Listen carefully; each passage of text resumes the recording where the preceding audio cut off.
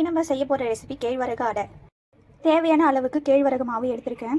இதில் இப்போ என்னென்ன பொருள் போட்டு மிக்ஸ் பண்ணலான்னு சொல்லிட்டு பார்க்கலாம் வாங்க. ஒரு கைப்பிடி அளவுக்கு முருங்கைக்கீரை, 3 பெரிய வெங்காயம் பொடி பொடியாக கட் பண்ணி வச்சது, வறுத்த வேர்க்கடலை,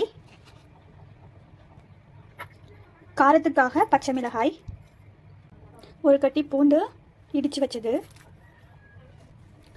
வாசனைக்காக கறிவேப்பிலை, சால்ட். இது எல்லாத்தையும் லைட்டாக தண்ணி ஊற்றி பிசைஞ்சு எடுத்துக்கலாம். இந்த அளவுக்கு நல்லா பிசைஞ்சு எடுத்துக்கணும். இதில் கொஞ்சம் வாசனைக்காக பெருஞ்சீரகம் போட்டுக்கிறேன். இப்போ இந்த மாவில் ஒரு ஓரமாக எடுத்து சின்ன பால் மாதிரி சின்ன பந்த அளவுக்கு நல்லா உருட்டி எடுத்துக்கிட்டு ஒரு பிளேட்டை திருப்பி போட்டு இதுக்கு பின்னாடி இட்லி துணி ஏதாவது உங்கள்கிட்ட இருந்தால் அந்த உருட்டி வச்சுருக்கோம் அந்த மாதிரி அதை எடுத்து துணியை நனைச்சி போடணும். எடுத்து இப்படி நல்லா மெலிசாக வர மாதிரி தட்டி எடுக்கணும்.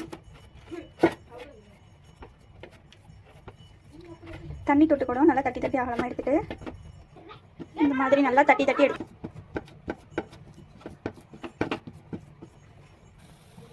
இப்போ தோசைக்கல்லில் நம்ம தட்டி வச்சுருக்கோம் இல்லையா, அதை எடுத்து போட்டுக்கலாம். நான் போட்டதை பாருங்கள். அதை கையில் எடுத்துகிட்டு பாருங்கள் இப்படி வச்சுருக்கேன். வச்சுட்டு இப்படி போட்டு துணி எப்படி அழகாக எடுத்திங்கன்னா தானாக வந்துடும். ஆயில் ஊற்றிக்கலாம். சுற்றி நம்ம பூண்டு போட்டது பெருஞ்சீரகம் போட்டது அந்த வாசனைலாம் பயங்கரமாக வெந்துட்டு இருக்குங்க. நல்லா வெந்துட்டு இருக்கு.